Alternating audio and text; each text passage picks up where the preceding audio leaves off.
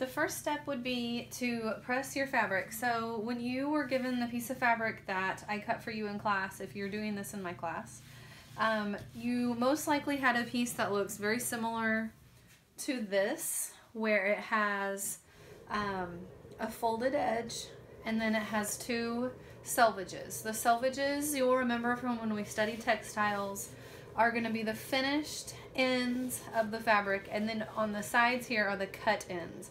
What I want to do is I want to line up my selvages. So I'm going to just bring that top selvage in line, even with the selvage that's behind it. And then I'm just going to start pressing my fabric. And what I'm ending up doing is I'll create a new crease. So that original fold that I had started with is just going to kind of shift down a little bit.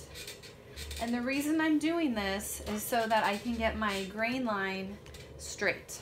Okay, so this will be where each of you start with your two pieces of fabric, is lining up your selvages and pressing in a new crease.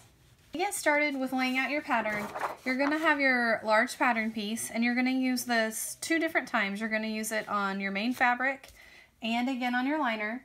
So you should have already lined up your selvages on both of your fabrics, and what you're going to do is you're going to lay the pattern piece down near the selvage end. You don't want it right on the edge because we don't want to use the selvage. So what you need to do is check and see where the widest part of the selvage is.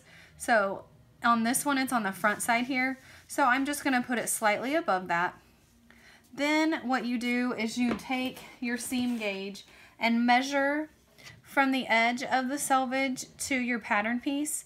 And what I've done is I've just slid the little blue slider up to where it is even. Okay, so it's on the edge of the fabric and it's even to the pattern piece. And then when I have it on the edge of the selvage over here, I need to make sure that it's still even with the pattern piece. So I'm going to scooch the pattern piece down just slightly. Then I need to go back over here and double check, and it's still even. Okay. Now typically you would use pattern weights or pins to hold your pattern in place. Because we are just working with these rectangles, they're not very detailed. I tried pinning using this construction paper pattern and it just did not work well. So you're just going to try your best to not shift your pattern around, and you will take either a yardstick. That would probably be my recommendation in class. I have quite a few of them. Something where you can have a straight edge that is as long as any of the sides.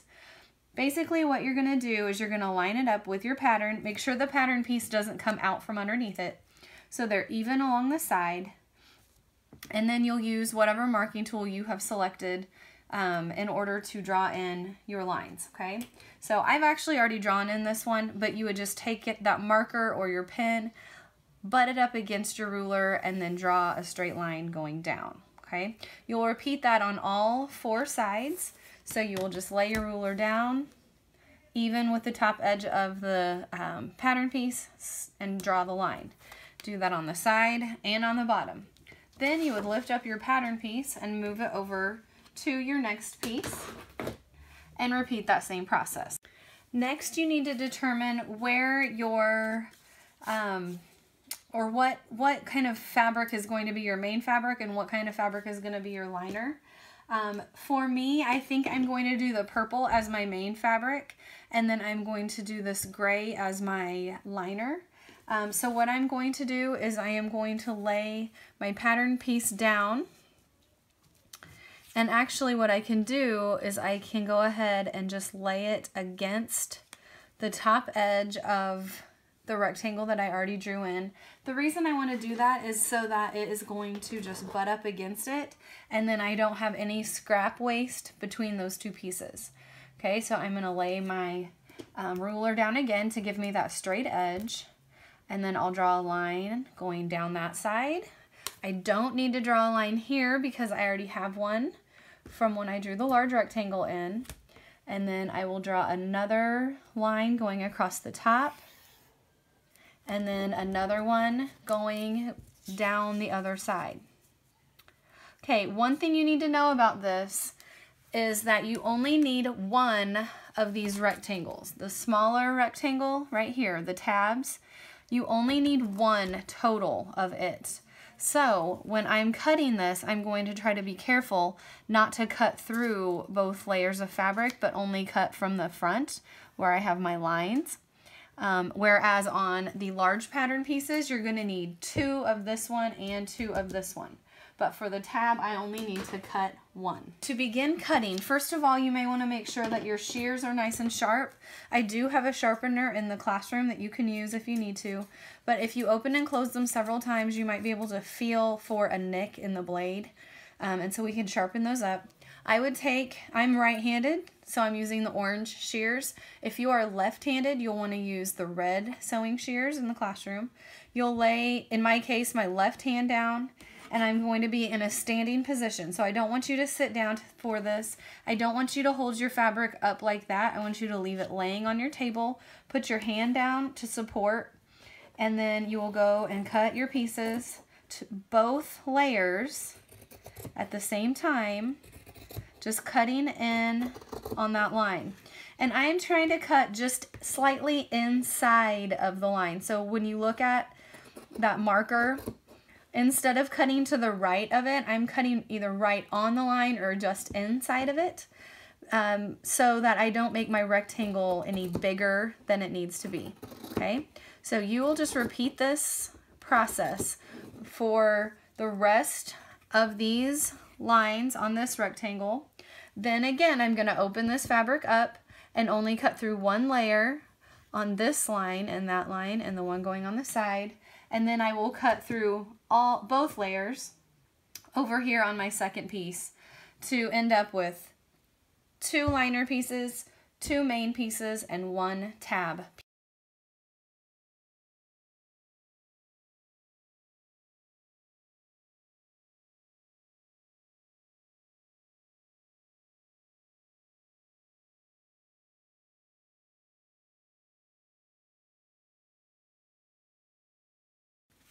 Okay, do a quick inventory. 2 liners, 2 main pieces, 1 of your tabs, and then you should have all these scrap pieces left over. Here's what I would like you to do with your scraps, and yours should look very similar to mine. Depending on how large your piece was cut, you may have a little bit wider piece, so these tails might be just slightly larger than mine, but what you're going to do is cut right there to make a straight, even piece up top. So this should be a fold, and then this should be your cut ends. You will just bring this up, and we will have a pile in the classroom for our large scraps. So this is going to be considered a large scrap. Now I'm going to look through the rest of my pieces. Mine actually are very, very narrow. This piece right here is a selvage, but it is a usable selvage because the print goes all the way to the end. So if I cut straight here, we could put this down in one of our purple scrap containers. But these little tiny strings, we are not going to really mess with those. Now I want you to understand what I mean by that. This is less than 1 inch wide, okay? And so less than 1 inch wide, if I'm gonna sew a 1/4 inch seam on both sides, it's gonna leave me with barely anything left. So I am gonna throw this away. But if you have a piece that is 1 inch or 2 wide, please do not get careless and just trash everything. So let's look at the other piece that I have here. Now this piece is going to be different because this is where I had my tab cut from. What I'm going to do with it is I'm just going to cut this off, and I'm going to cut this off. Those will be my scraps that I need to look at more closely.